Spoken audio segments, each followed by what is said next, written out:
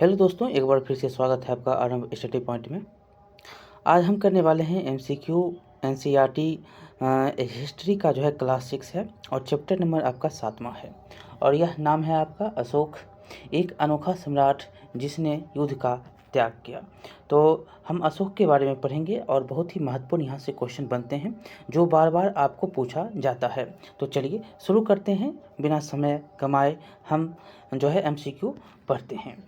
क्या है क्वेश्चन? पहला नंबर क्वेश्चन आपका है कि मौर्य साम्राज्य की स्थापना लगभग 2300 साल पहले हुई थी। इसका पहला संस्थापक जो है, इसका संस्थापक निम्नलिखित में से कौन था? बिंदुसार, बिंबिसार, चंद्रगुप्त, चंद्रगुप्त मौर्य। आप बताएंगे कि चंद्रगुप्त प्रथम और चंद्रगुप्त मौर्य, इसका आंसर क्या हो जाएगा? इसका आंसर आपका हो जाएगा चंद्रगुप्त मौर्य को कहा गया कि ये सबसे पहले संस्थापक के रूप में मौर्य साम्राज्य का जो है संस्थापक चंद्रगुप्त मौर्य को कहा गया। इन्होंने कौटिल्य की जो है सहायता से ये यहाँ पर साम्राज्य का स्थापना किया था। कौटिल्य, जिनको आप चाणक्य के नाम से भी जाने जाते हैं, और कौटिल्य के द्वारा लिखा गया एक बुक है जो अर्थशास्त्र के नाम से जाना जाता है, जो कि राजनीति का है ना कि अर्थशास्त्र का है। तो आपको यहाँ पर याद रखना है, क्या हो जाएगा? चंद्रगुप्त मौर्य। देखिए, दूसरा क्वेश्चन भी आपसे पूछा गया है कि कौटिल्य द्वारा लिखित प्रसिद्ध पुस्तक का नाम क्या है? आप बताएंगे। अभी आपको हमने बताया कि कौटिल्य द्वारा जो है पुस्तक क्या लिखा गया था, नाम क्या था। आपका ऑप्शन यहाँ पर है कि अष्टाध्याय, अर्थशास्त्र, मालविका अग्निमित्रम और अभिज्ञान शकुंतलम। ये दो तो हैं कालिदास के और ये एक है पाणिनि के। आंसर क्या हो जाएगा? अर्थशास्त्र। आगे हम देखेंगे, तीसरा नंबर क्वेश्चन आपका है कि तीसरा नंबर है, मौर्य वंश में 3 महत्वपूर्ण राजा हुए। इन राजा का सही जो है वंशानुक्रम निम्नलिखित में से कौन सा है? सबसे पहले कौन आते हैं? पहला ऑप्शन चंद्रगुप्त। ये क्वेश्चन बहुत बार पूछा गया है, इसीलिए आपको ये क्वेश्चन जो है हमने यहाँ पर दिया और लगभग जो है हर कंपटीशन एग्जाम में आपको ये क्वेश्चन मिल जाएगा। पढ़िएगा, चंद्रगुप्त, अशोक, बिंदुसार, अशोक, बिंदुसार, चंद्रगुप्त। अगर वंशावली आपको याद होगा तो आप यहाँ पर बता सकते हैं। क्या हो जाएगा आंसर? हम आंसर पर डायरेक्ट जो यहाँ पर देख रहे हैं, क्या हो जाए? यहाँ पर चंद्रगुप्त संस्थापक था, उसके बाद पुत्र बिंदुसार, अशोक का पुत्र जो है किनके पुत्र थे? तो ये थे बिंदुसार के। किसके पुत्र थे अशोक? तो बिंदुसार के पुत्र थे। आपका आंसर क्या हो जाएगा? ये आपका आंसर हो जाएगा चंद्रगुप्त, बिंदुसार और अशोक। चंद्रगुप्त, बिंदुसार और अशोक। आपको यहाँ पर एक बात याद रखनी है, वंशा जो अनुक्रम जो है आप निकालेंगे, बहुत ही इम्पोर्टेंट है। यहाँ से किसके बाद मौर्य साम्राज्य में कौन राजा आता है। और यहाँ पर अशोक जो था किसका पुत्र था? बिंदुसार का। और बिंदुसार किसका पुत्र था? तो चंद्रगुप्त का। ऐसे करके चलता है। अगला क्वेश्चन, चौथा नंबर देखेंगे। चौथा नंबर क्वेश्चन है आपको कि मौर्य साम्राज्य की राजधानी निम्नलिखित में से कहाँ थी? मौर्य साम्राज्य की राजधानी बताएंगे कहाँ थी? पाटलिपुत्र, उज्जैन, तक्षशिला, सांची। कहाँ पर थी? तो मौर्य साम्राज्य की राजधानी पाटलिपुत्र थी। उज्जैन और तक्षशिला के बारे में आपको हम थोड़ा कुछ बता देते हैं। देखिए, उज्जैन जो था, ये जो देख रहे हैं, ये उज्जैन था और यहाँ पर तक्षशिला, ये अभी पाकिस्तान में है। ठीक, ये जो रास्ता था ये आता था उत्तर से दक्षिण की ओर। ठीक, कौन? तो उज्जैन। और तक्षशिला जो था ये मध्य एशिया को जोड़ने वाला रास्ता था, जो उत्तर पश्चिम के, ये उत्तर पश्चिम जो है, उत्तर पश्चिम में मध्य एशिया से आने जाने वाले मार्ग थे। उत्तर पश्चिम में आपको है कौन? तक्षशिला। और उज्जैन जो है मध्य में है, जो कि मध्य प्रदेश में आपको मिलता है। और यहाँ से जो डायरेक्ट उत्तर भारत से दक्षिण भारत की ओर आने वाले रास्ते थे। अगला नंबर हम क्वेश्चन देखेंगे, 5वां नंबर क्वेश्चन है कि अनेक स्थानों से अशोक के शिलालेख मिले। निम्नलिखित में से कौन सा स्थान है, किन स्थानों पर अशोक के शिलालेख प्राप्त हुए हैं? यहाँ पर 5 आपको ऑप्शन है कि कांधार, ब्रह्मगिरी, जोगर, गिरनार, लुम्बिनी। ये पांचों में से आपको बताना है कि इसमें कहाँ पर मिले हैं। 1 2 2 5 1 2 1 3 5 1 2 3 4 5, यहाँ पर आपको बताना है। तो आपको हम बता दें, देखिए यहाँ पर जो भी ऑप्शन है, सारे जगह से अशोक के जो है शिलालेख मिले। शिलालेख किसको कहते हैं? जो पत्थर पर लिखा गया लेख था, जो आम जनता जो भी होते थे उनको बताया जाता था कि कैसा यहाँ पर साम्राज्य है, कैसे गुणगान होते थे, सारे जो है शिलालेख पर लिखे जाते थे। देखिए, अशोक के जो शिलालेख मिलते हैं कहाँ कहाँ पर, आपको बहुत सारे जो है मिलते हैं, लेकिन मुख्य 5-10 आपको हम बता देते हैं। देखिए, मनसेहरा, जो बहुत बार पूछा जाता है, शहबाजगढ़ी बहुत बार पूछा गया क्वेश्चन है। कलसी टोप रा मेरठ बहापुर जो दिल्ली में है, लुम्बिनी, रामपुरवा लोरिया, अरराट, गुज्जर, सारनाथ, कौशाम्बी, रूपनाथ, सांची, पनगुरिया और गिरनार, जोगर, सोपारा, सनाती, मस्की, एरागुडी, ब्रह्मगिरी, ये सारे स्थान जो हैं, ये सारे स्थान पर जो है अशोक के शिलालेख मिले हैं। तो चलिए आगे के नंबर क्वेश्चन चलते हैं।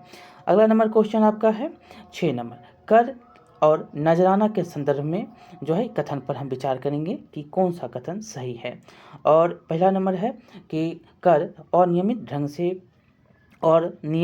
ढंग से एकत्र किए जाते थे। दूसरा, नजराना राज्य द्वारा नियमित रूप से लिया जाता था। ये दोनों जो है ऑप्शन ही पढ़कर आप गलत कर सकते हैं। क्यों? क्योंकि कर जो है नियमित चलता था। आप अभी कर देते हैं तो मंथली में कर तो दे रहे हैं, नियमित रूप से जो है कर चलता है और नियमित नहीं, गलत। और यहाँ पर नजराना जो है राज्य द्वारा नियमित नहीं, आप किसी को उपहार दे रहे हैं तो रोज़ देते हैं नहीं ना, अलग अलग, मतलब जब होता है अपनी इच्छा से, जब कुछ फंक्शन होता है तो अब तब उपहार देते हैं। इस प्रकार से आप ऐसे भी इसको काट सकते हैं। तो यहाँ पर आंसर क्या हो जाएगा? ना ही 1 ना ही 2, ना ही 1 और ना ही 2, यहाँ पर ना ही 1 और ना ही 2 आंसर आपका हो जाएगा। अगला चलिए 7वां नंबर क्वेश्चन, मौर्य प्रशासन के संदर्भ में हम विचार करेंगे। निम्नलिखित कथनों पर विचार करिए क्या है। पहला ऑप्शन है कि राजकुमारों को अक्सर प्रांतों राज्यपाल मतलब गवर्नर के रूप में भेजा जाता था। दूसरा, जहाँ पर सम्राटों का सीधा प्रशासन था वहाँ राजा द्वारा नियुक्त अधिकारी कर वसूलते थे। आप बताएंगे कि इसमें जो है कौन सा सही है। 1 2 दोनों और केवल 2, इनमें से ना ही 1 ना ही 2, इसमें जो है दोनों कथन सही। देखिए जहाँ पर जो यहाँ पर है राजकुमार के जो है अक्सर रूप से गवर्नर के रूप में भेजा जाता था जो प्रांत होता था उसमें, और जहाँ पर सीधा सम्राट का सीधा शासन होता था वहाँ पर राजा द्वारा अधिकारी को नियुक्त किया जाता था और वहाँ से कर वसूल किए जाते थे। ये आपका आंसर हो जाएगा। अगला क्वेश्चन हम देखेंगे अगला नंबर क्वेश्चन आपका है 8वां नंबर क्वेश्चन, मौर्य प्रशासन से जुड़े निम्नलिखित कथनों पर विचार करिए। हम बहुत जो है डिस्कशन के साथ पढ़ रहे हैं, थोड़ा वक्त लगेगा लेकिन आप चिंता ना करें। हम जो है बहुत ही समय का पाबंदी मेरे पास नहीं है, लेकिन आपके पास पाबंदी है। आप इसको स्पीड करके सुन सकते हैं, लेकिन हम जो है डिस्कशन के साथ चल रहे हैं ताकि आपको फ़ायदा हो। एक क्वेश्चन से अनेक क्वेश्चन का जो है आंसर आपको मिल जाता है। देखिए 8वां नंबर क्वेश्चन, मौर्य प्रशासन से जुड़े हुए निम्नलिखित कथनों पर विचार करेंगे। पहला ऑप्शन है आपका है कि मौर्य प्रशासन के छोटे क्षेत्र या प्रांतों पर तक्षशिला या उज्जैन जैसी प्रांतीय राजधानियों से शासन किया जाता था। अगला नंबर है कि दूसरा नंबर कि मौर्य शासक आवागमन के लिए जो है महत्वपूर्ण मार्गों और नदियों पर नियंत्रण रखने का प्रयास करते थे। आपने अगर चैप्टर को अच्छी तरह से पढ़ा होगा तो आपको याद आ रहा होगा। तीसरा, प्रदेशों में रहने वाले लोग मौर्य अधिकारियों को नजराना भेंट जो है प्रदान किया करते थे, दिया करते थे। ये तीनों जो है कथन आपको बताना है कौन सा सही है। केवल 1 2 1 2 1 2 3, ये तीनों को जो है तीनों जो आपका यहाँ पर ऑप्शन है, ये तीनों ऑप्शन सही है, तीनों ऑप्शन सही हैं। देखिए मौर्य प्रशासन के जो लोग होते थे, मौर्य साम्राज्य में जो है छोटे प्रांतों पर प्रांतीय राजधानियों द्वारा नियंत्रण रखा जाता था और उज्जैन और तक्षशिला क्या था? प्रांतीय राजधानी थी। दूसरा, कुछ जो है हद तक पाटलिपुत्र जो था, पाटलिपुत्र आप जो पटना देख रहे हैं, राजधानी से इन क्षेत्रों में जो है राजकुमारों को राजपाल बनाकर, ऊपर में आपने पढ़ा कि राजकुमार को क्या, तो प्रांतों में राजकुमार को राजपाल बनाकर भेजकर जो है वहाँ पर नियंत्रण स्थापित किया जाता था। परंतु इन जगहों पर जो है स्थानीय परंपराओं और नियमों को ही माना जाता था। और तीसरा आपको याद रखना है कि मौर्य शासक जो होते थे आवागमन के मार्गों पर नियंत्रण रखने के लिए आपको यहाँ पर जो है संसाधन, कर, नजराना, ये सारे जो हैं वो प्राप्त करते थे। और नदी जो होता था, जो वहाँ पर जो नदी का मार्ग होता था, इन सब पर जो है नियंत्रण रखने का यह प्रयास किया करते थे। देखिए आपको यहाँ पर अर्थशास्त्र में लिखा गया है, जो अर्थशास्त्र में आप जो कौटिल्य के द्वारा लिखा गया है कि उसमें लिखा भी गया है कि उत्तर पश्चिम जो था वो कम्बल के लिए और दक्षिण का जो भारत था वो सोने के लिए, सोने और बेशकीमती जो पत्थर होते थे उसके लिए प्रसिद्ध था। संभव है कि यहाँ से संसाधनों और नजराने के लिए बहुत जो है रूप में एकत्र किए जाते थे। संभव आपको यहाँ पर याद रखना है कि संसाधन और नजराने के रूप में किसको, सोना और पत्थर जो होता था जो दक्षिण भारत में मिलता था, और जो कंबल जो होता था वो उत्तर पश्चिम में मिलता था, वो मिलता था नजराने के रूप में। आगे हम क्वेश्चन देखेंगे, इसमें जो है तीनों सही है। चौथा जो है नंबर क्वेश्चन है कि चंद्रगुप्त के दरबार में पश्चिम एशिया के यूनानी राजा सेल्यूकस निकेटर का राजदूत था। बहुत बार क्वेश्चन VVI क्वेश्चन है, आपको बहुत बार पूछे गए हैं। उसका नाम क्या था जो सेल्यूकस निकेटर का राजदूत था और वह जो है चंद्रगुप्त के दरबार में आता है, वह कौन था? तो यह था ऑप्शन में मैग्नास्थनीज, निमेकस या डायमेकस, फाहियान हेंसवान। फाहियान हेंसवान तो आपको याद होगा कि ये समुद्रगुप्त और किसके, तो हर्षवर्धन के काल में आता है। और ये जो देख रहे हैं मैग्नास्थनीज, ये आपका आंसर सही हो जाएगा। ये फाहियान जो है समुद्रगुप्त और हेंसवान जो है ये हर्षवर्धन के काल में आता है। तो चलिए आगे नंबर देखते हैं। आपका अगला नंबर है आंसर, आपका अगला है किसका, तो 10वां का हम देखेंगे क्वेश्चन हम है मैग्नास्थनीज ने भारत में जो कुछ देखा उसका विवरण सम्राट के विषय में, उसके विवरण के संदर्भ में यहाँ पर आपको बताना है कि जो भी वो देखा वो विवरण दिया, तो सम्राट के विषय में उसने क्या कहा, उसका कथन क्या था? तो पहला ऑप्शन ये है कि सम्राट के जनता के सामने आने के अवसर पर शोभा यात्रा रूप में जश्न होता था, और सम्राट जब आता था तो शोभा यात्रा के रूप में जश्न होता था। दूसरा ऑप्शन है कि उनके अंगरक्षक सोने व चांदी से सजे हाथियों पर सवार रहते थे। कुछ अंगरक्षक जो है पैरों को लेकर चलते थे ताकि जो है यहाँ पर झाड़ी होता था, झाड़ी के समान पैर को लेकर चलते थे। बहुत सारे जो है यहाँ पर आपको याद होगा, तो आपको यहाँ पर झाड़ी और पेड़ का जो संतुलन था आपको याद होगा तो बता सकते हैं। तो तीसरा है कि राजा सामान्यतः हथियारबंद महिलाओं से घिरा होता था। ये तीनों कथन में आपको बताना है कि कौन सा सही है। इसमें जो है तीनों कथन आपका सही है, केवल एक, केवल दो, तीन ये सारे गलत हैं। 1 2 3 तीनों सही हैं। क्यों सही हैं? देखिए, मैग्नास्थनीज ने वर्णन से पता चलता है कि जो सम्राट होता था सोने की पालकी में जनता के सामने जाया करता था, और तथा उसके जो जनता के सामने आने पर शोभा यात्रा के रूप में जश्न बनाए जाते थे। और अंगरक्षक जो होते थे वह अलंकृत हाथियों पर सवार होते थे, और कुछ अंगरक्षक जो होते थे पैरों को लेकर चलते थे, और इन पर प्रशिक्षित तोता का एक झुंड होता था जो सम्राट के सिर के चारों तरफ चक्कर लगाता था, और राजा को हमेशा डर रहता था कि उनकी हत्या ना कर दी जाए, ना हत्या जो है ना हो जाए। इसलिए राजा हथियारबंद महिलाओं से घिरा रहता था। उसके खाने जो उनको खाना मिलता था तो उनका खाने से पहले किसी नौकर को खाना चखाया जाता था, और यह जो है वे लगातार 2 रात एक कमरे पर नहीं सोते थे।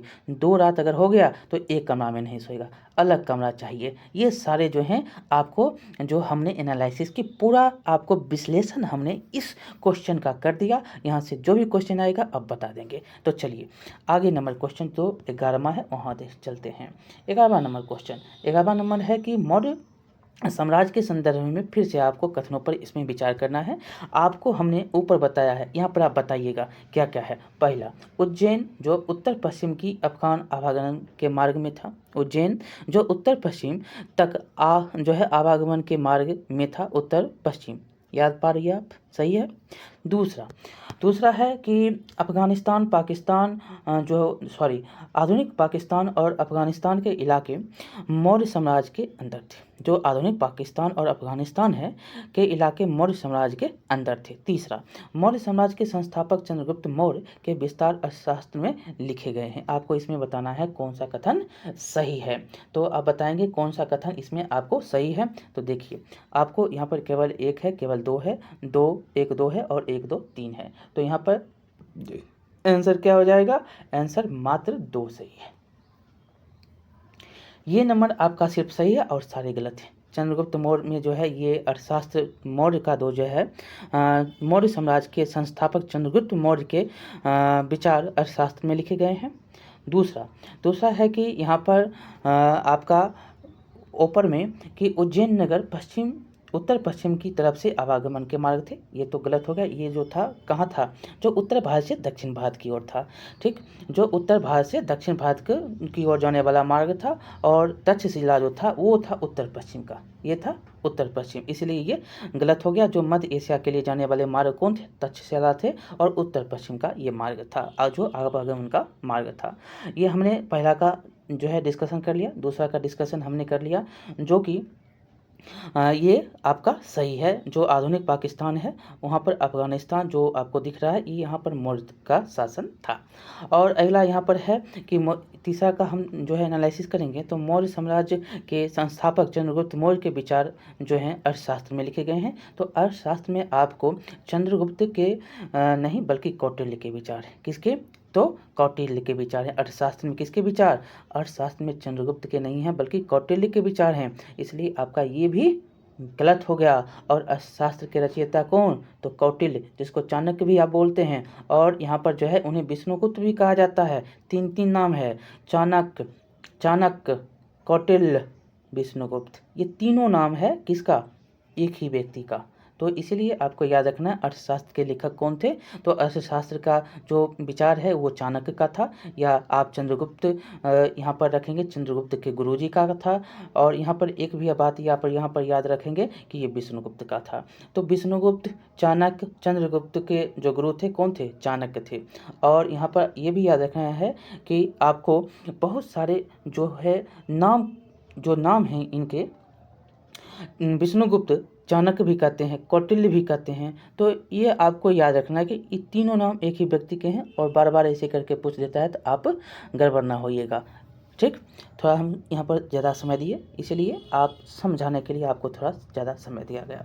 12 नंबर क्वेश्चन देखेंगे। 12 नंबर क्वेश्चन है कि अशोक के संबंध में निम्नलिखित कथनों पर विचार करेंगे। अशोक के संबंध में, तो अशोक ऐसा पहला शासक था जिसने अभिलेख द्वारा जनता तक अपने संदेश पहुंचाने की कोशिश की। पहला शासक पूछ रहा है, कह रहा है पहला शासक था। दूसरा, अशोक के ज़्यादातर अभिलेख थे खरोष्टी, बहुत ही, ये तो गलत ही है, खरोष्टी नहीं ब्राह्मणी लिपि था। अगला जो है, अशोक ने अपनी एक अभिलेख में कलिंग युद्ध का वर्णन किया, ये सही है पहला, और तीसरा सही है, दूसरा गलत है। कथन में जो देखेंगे तो कथन में आपका क्या हो जाएगा, 1 और 3 सही है, और केवल 2 और 1 2 3 गलत है। देखिए आपको इसका थोड़ा डिटेल में चलते हैं। तो अशोक के ज़्यादातर जो अभिलेख हैं ये प्राकृत और ब्राह्मी लिपि में, किसमें, प्राकृत में भी है और ब्राह्मी लिपि में है, खरोष्टी में नहीं है, एकदम गलत है। दूसरा, जो कलिंग जो है तटवर्ती उड़ीसा, जो कलिंग जो है वो उड़ीसा जो है आप देख रहे हैं यहाँ पे पश्चिम बंगाल, ये जो पश्चिम बंगाल है यहाँ पर आपको उड़ीसा है, ये कहाँ पर है, यहाँ पर आपको उड़ीसा है। ये तटवर्ती उड़ीसा जो है यही है कलिंग। अशोक ने अपने एक अभिलेख में जो है कलिंग युद्ध का जो है वर्णन करता है। और उसने कहा कि राजा बनने के कितने साल बाद, राजा बनने के 8 साल बाद जो है उसने कलिंग विजय किया। राजा जब बना तो उसके 8वां साल उसने कलिंग विजय किया, और लगभग 1.5 लाख लोग को उन्होंने बंदी बनाया, और 1 लाख से ज़्यादा लोगों की मौत हुई, और इससे उसको अपार दुख हुआ। और कलिंग युद्ध से अशोक को बहुत सारे दुख होते हैं 8वें साल राजा बनने के बाद। और एक जो है यह अभिलेख में वर्णन मिलता है। अभी जो आधुनिक रूप से जो मिल रहा है उड़ीसा, तटवर्ती उड़ीसा, वही कलिंग है। क्या है, वही कलिंग है। यहाँ पर अब हम देखेंगे 13 नंबर क्वेश्चन। 13 नंबर क्वेश्चन है कि कलिंग युद्ध में जनहानि से दुखी होकर अशोक ने धम्म का पालन करने तथा दूसरों को इसकी शिक्षा देने का निश्चय किया। धम्म के संदर्भ में आपको विचार करना है, निम्नलिखित में से विचार करना है।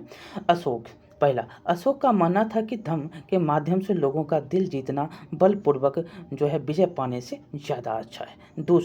दूसरा वो कहता है कि वह चाहता था कि उसके बाद जो है उसके बेटे पोते भी युद्ध ना करें, इसके बदले हुए धम्म की अभिवृद्धि में योगदान करें। आपको इसमें विचार करना है कि अशोक के विचारों में से कौन सा कथन सही है। केवल 1 2 और जो है केवल 1, ना तो 1 ना ही 2, ये दोनों विचार जो हैं अशोक के एकदम सही हैं। अशोक चाहता था अशोक चाहता था कि मेरे पोते बेटे ये युद्ध ना करे, धम्म के रास्ते पे चले। और अशोक ये भी चाहता था कि धम्म से जो है लोगों का दिल जो है दिल जीता जा सकता है, बलपूर्वक नहीं। लोगों का दिल आप धम्म के माध्यम से जीतिए, ना कि आप बलपूर्वक। ये अशोक का संदेश था। इसीलिए उन्होंने, आपको याद होगा कि अपने जो हैं महेंद्र बेटा और जो उनकी बेटी थी, उनको जो है धम्म के प्रचार के लिए जो है भेजता है श्रीलंका। और बहुत सारे लोगों को उन्होंने म्यांमार हुआ, नेपाल हुआ, बहुत सारे जगहों पर उन्होंने धम्म के प्रचार के लिए भेजा। तो इसका आंसर आपका क्या हो जाएगा? सी नंबर। अगला क्वेश्चन है 14 नंबर की, अशोक ने जगह जगह जाकर लोगों को शिक्षा देने के लिए अधिकारियों को नियुक्त की। देखिए क्वेश्चन फिर से पूछा गया, अधिकारियों की नियुक्ति की। इन अधिकारियों में निम्नलिखित में से किस नाम से जाना जाता है? जो अधिकारी नियुक्त होते थे, जो धर्म का प्रचार करेंगे, वो अधिकारी किस नाम से जाने गए? तो धर्माधिकारी, धर्म गुरु, धर्म महावत और यहाँ पर धर्म अमात्य। आपका आंसर क्या हो जाएगा? इसको बोलते थे धर्म महावत। धर्म मात जो ये कहलाते थे, और ये धर्म की शिक्षा देने के लिए नियुक्त किए गए अधिकारी थे। अगला नंबर क्वेश्चन देखेंगे, 15 नंबर है कि धर्म के प्रचार के लिए अशोक ने जिन साधनों का प्रयोग किया, उनके संदर्भ में निम्नलिखित पर विचार करेंगे। क्या है? तो ऑप्शन आपका यहाँ पर है कि दूसरा, तीसरा, पहला, दूसरा, तीसरा। देखेंगे पहला नंबर, अशोक ने अपने संदेश कई स्थानों पर शिलाओं और स्तंभों पर खुदवाए। दूसरा ऑप्शन देखेंगे जो है कि उसने अधिकारियों को आदेश दिया कि वे राजा के संदेशों को उन लोगों को पढ़कर सुनाए जो खुद पढ़ नहीं सकते। तीसरा है कि अशोक ने धर्म के विचारों को प्रसारित करने के लिए सीरिया, मिस्र, ग्रीस तथा श्रीलंका में भी दूत भेजे। उपयुक्त में से आपको बताना है कि कौन सा कथन सही है। 1 2 3, 1 3, 1 2 3, ये तीनों जो है ऑप्शन सही हैं। देखिए यहाँ पर आपको याद रखना है कि अशोक ने धर्म प्रचार के लिए सारे काम किए। धर्म प्रचार के लिए अशोक ने जो है शिलालेख भी, शिलाओं, स्तंभों पर जो है अपना लेख भी खुदवाया। और यहाँ पर जो है वो आदेश भी दिया कि जो नहीं पढ़ पाते हैं उनको जो है, जो नहीं खुद पढ़ पाते हैं उनको सुनाया जाए, आदेश पढ़कर सुनाया जाए। उन्होंने बहुत सारे लोगों को धर्म के प्रचार करने के लिए सीरिया, ग्रीस, श्रीलंका, मिस्र, सारे जगहों पर दूत भेजे। अगला नंबर क्वेश्चन देखेंगे, 16 नंबर है, आधुनिक भारत की जानकारी लिपियां जो है पिछले सैकड़ों वर्षों में निम्नलिखित में से किस लिपि में उत्पन्न हुई है? आधुनिक भारत की ज़्यादातर लिपियां जो है पिछले सैकड़ों वर्षों में निम्नलिखित किस लिपि में उत्पन्न हुई है? देवनागरी, तमिल, ब्राह्मणी, बंगला। बताएंगे कौन होगा? तो ब्राह्मणी। क्या होगा? ब्राह्मणी। ब्राह्मणी लिपि में जो है आधुनिक भारत में जो है ज़्यादातर लिपियां जो है, जैसे कि देवनागरी हो गया, तमिल हो गया, बांग्ला हो गया, जो मलयालम हो गया, सभी जो है ब्राह्मणी लिपि से ही उत्पन्न हुए हैं। किससे उत्पन्न हुए हैं? तो ब्राह्मणी लिपि से उत्पन्न हुए ये सारे, देवनागरी, तमिल, बांग्ला, ये सारे जो है हैं। अगला नंबर है क्वेश्चन की, अपनी प्रजा के लिए अशोक द्वारा दिए गए संदेशों के संदर्भ में निम्नलिखित कथनों पर विचार करेंगे। पहला है कि विभिन्न अवसरों पर किए जाने वाले अनुष्ठान और कर्म किसी काम के नहीं हैं। दूसरा, उसके कर्मकांड के स्थान पर दूसरी रीतियां जो है रीति बनाई। ये रीतियां हैं अपने दासों और नौकरों के साथ अच्छा व्यवहार करना, बड़ों का आदर करना, सभी जीवों पर दया करना, ब्राह्मणों तथा जो है शर्मनों को दान देना। उपयुक्त में से आपको बताना है कि कौन सा कथन सही है। 1 2 और केवल 1, केवल 2, 1 2, ना तो 1 ना ही 2।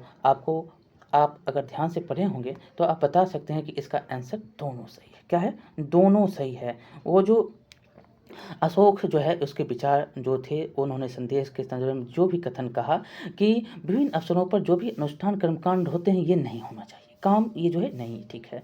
और उसने कर्मकांडे का स्थान पर क्या कहा? दूसरी रीति अपनाई, और उस रीति में था दासों और नौकरों के साथ अच्छा व्यवहार करो, बड़ों का आदर करो, जीवों पर दया करो, ब्राह्मणों और श्रमणों को दान दो। ये सारे काम जो है अशोक के द्वारा जो है किया गया। अपनी प्रजा के लिए जो है अशोक ने ये सारे संदेश दिए।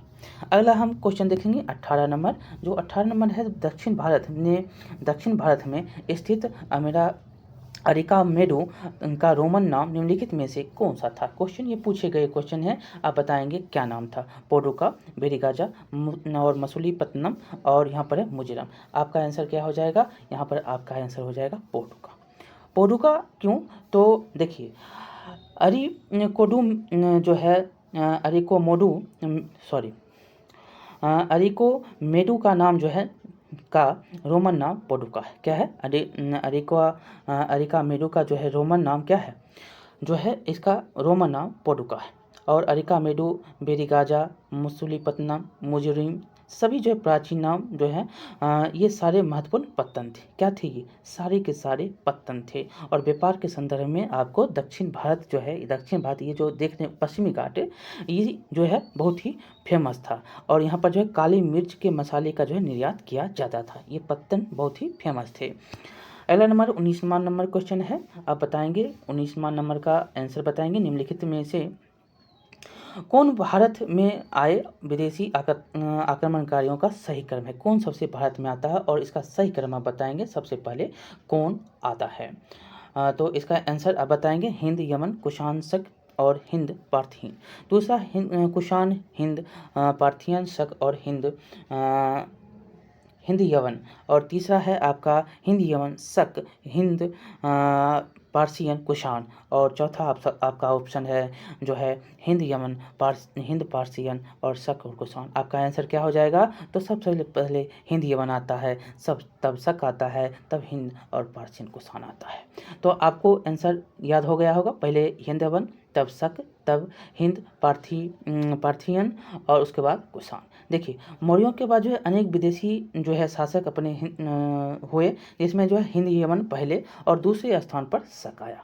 ठीक, और शकों के बाद जो है हिंद पार्थियन या इसको पहलव भी कहा जाता है, पहलव भी कहा जाता है, पहलव।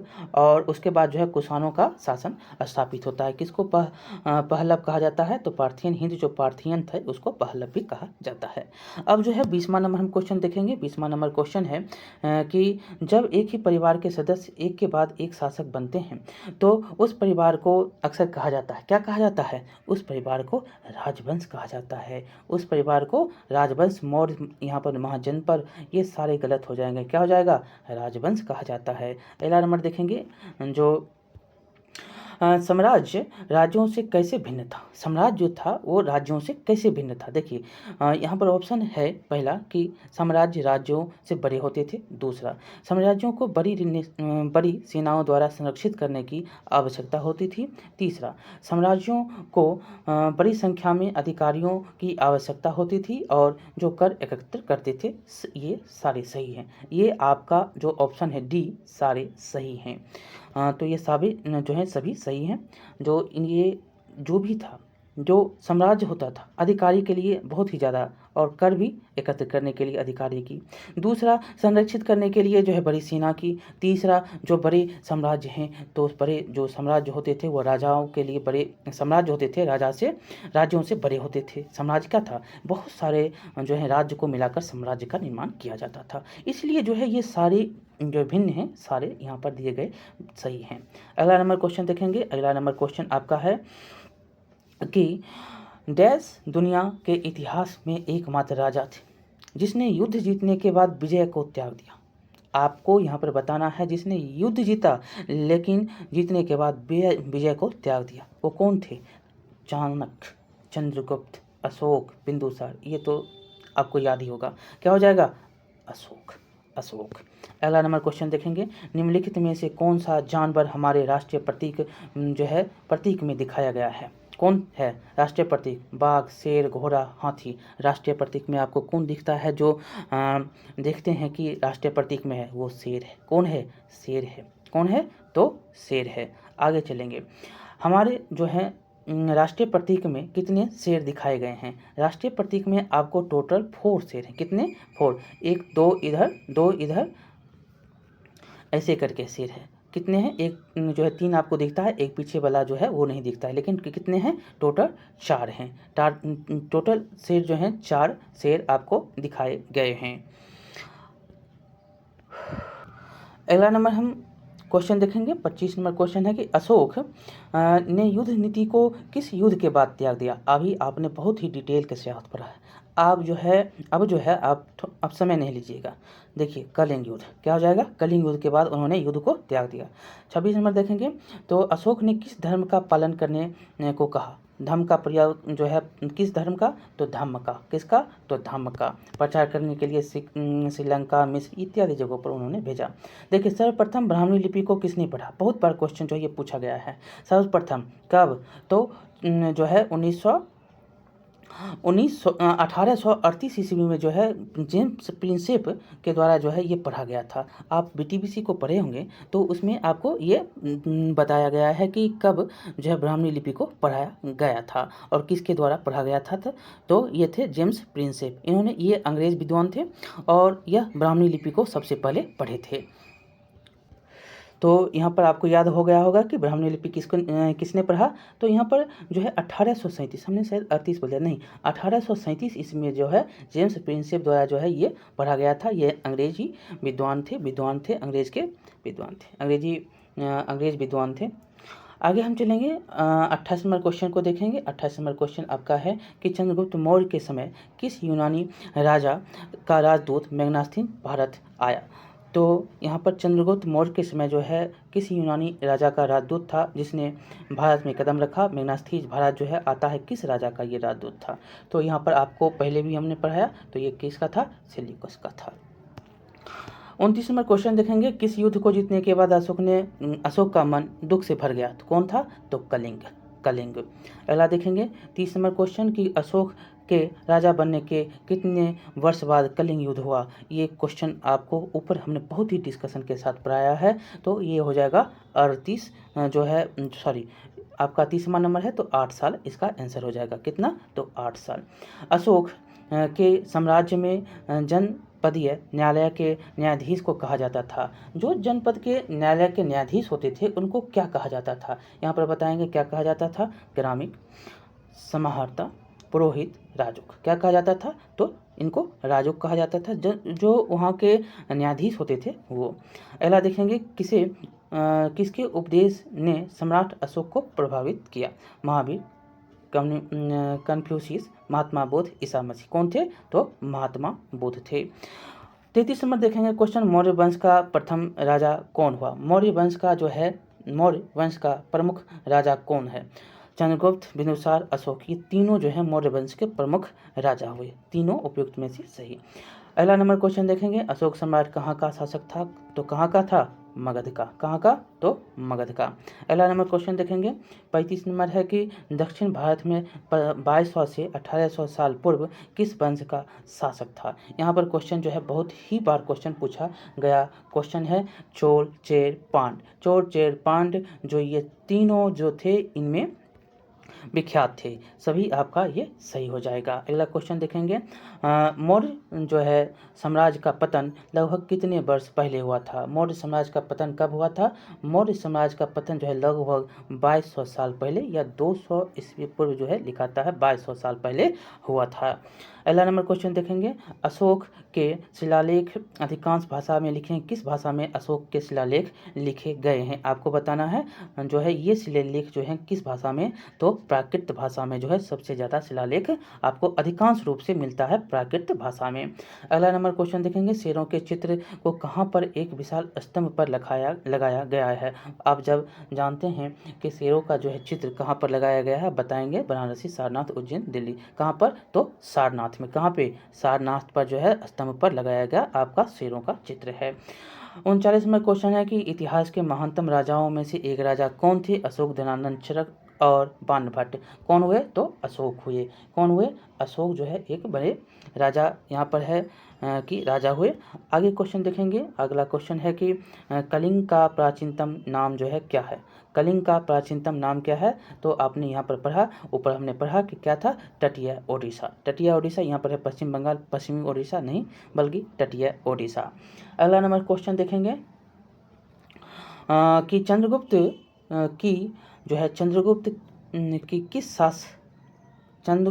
की किस शासक ने मौर्य शासन की स्थापना में सहायता की। बहुत ही बार पूछा जाता है, दे देता है विष्णुगुप्त, चाणक्य भी दे देता है, कौटिल्य भी दे देता है। कौन था? तो कौटिल्य ने चंद्रगुप्त मौर्य की सहायता करता है धनानंद को हराने में।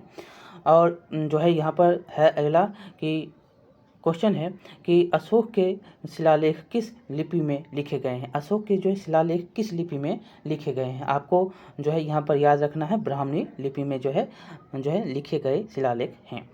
अगला नंबर है कलिंग का आधुनिक नाम क्या है? तो कलिंग का आधुनिक नाम उड़ीसा है। कहाँ पर है? उड़ीसा है कलिंग का आधुनिक नाम, उड़ीसा। अगला क्वेश्चन आपका है अशोक जो है किसके उपदेशों से प्रेरित थे? तो महात्मा बुद्ध। यहाँ पर जो है इनमें से कोई नहीं होगा, महात्मा बुद्ध है। यहाँ पर होता गौतम बुद्ध। क्या होता? गौतम बुद्ध। यहाँ पर है गौतम बुद्ध अगर होते तो यहाँ पर अशोक जो है गौतम बुद्ध से बहुत ही प्रेरित थे। तो चलिए, आपका यहाँ पर जो भी क्वेश्चन था हमने किया, बहुत ही इम्पोर्टेंट क्वेश्चन था और डिस्कशन के साथ हमने ये क्वेश्चन किया। आपको कैसा लगा बताएंगे, लाइक करेंगे, शेयर करेंगे और सब्सक्राइब करना नहीं भूलेंगे। बार बार यहाँ से क्वेश्चन पूछा जाता है, आपको यहाँ से गलती क्वेश्चन नहीं होगा। तो मिलते हैं अगले वीडियो में। बहुत बहुत धन्यवाद।